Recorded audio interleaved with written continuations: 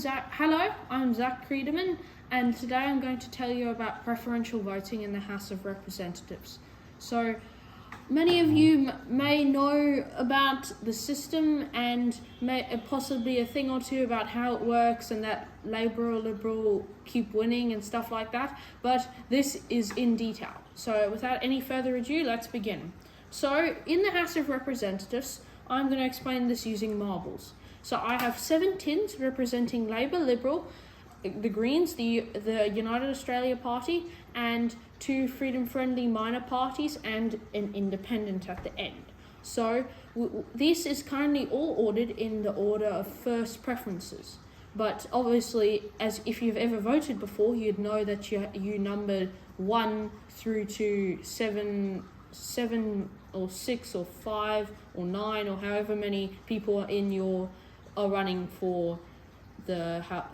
to be an MP. So we start by eliminating the one on the one with the least number of first votes. So this happened to be the independent. So all his votes, all the people who voted for the one independent, their votes are still in play through preferences. So some people, they voted for probably Labour or Liberal, or some voted for minor parties, and some voted for random people. So then, since the order's not changed, so then we eliminate the next party, which happened to be this freedom-friendly minor party. We take all its votes. You see these people? They watched this video and they knew that they didn't just support one party, and then put the badges next. They supported all the other parties. So they put the UAP, the Greens, the Freedom Friendly Minor Party, but this person, he didn't watch this video. So the order still has not changed. So then we eliminate the next party in line, which happens to be the United Australia Party. So they also watched this video. So they knew what to do. And they voted for mostly minor parties, but some people didn't know what they were doing. So then the Greens are out next. So the Greens, most people who vote for the Greens vote for Labour number 2.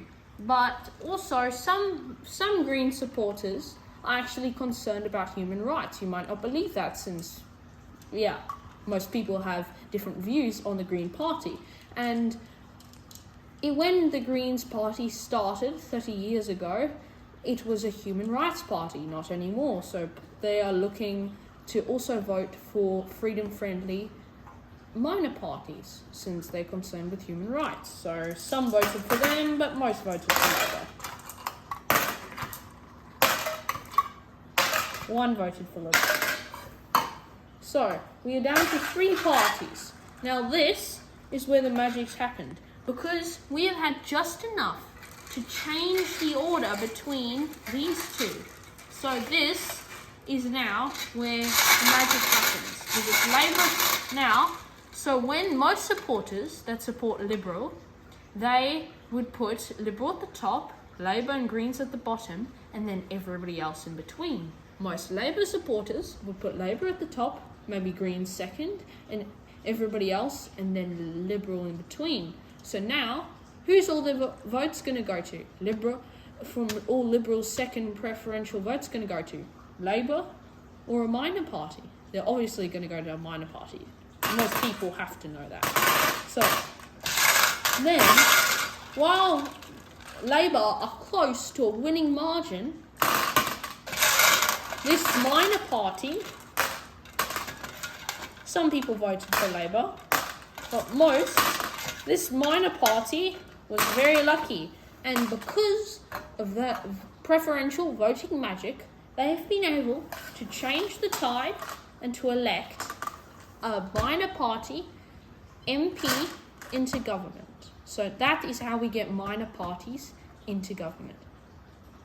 Thank you.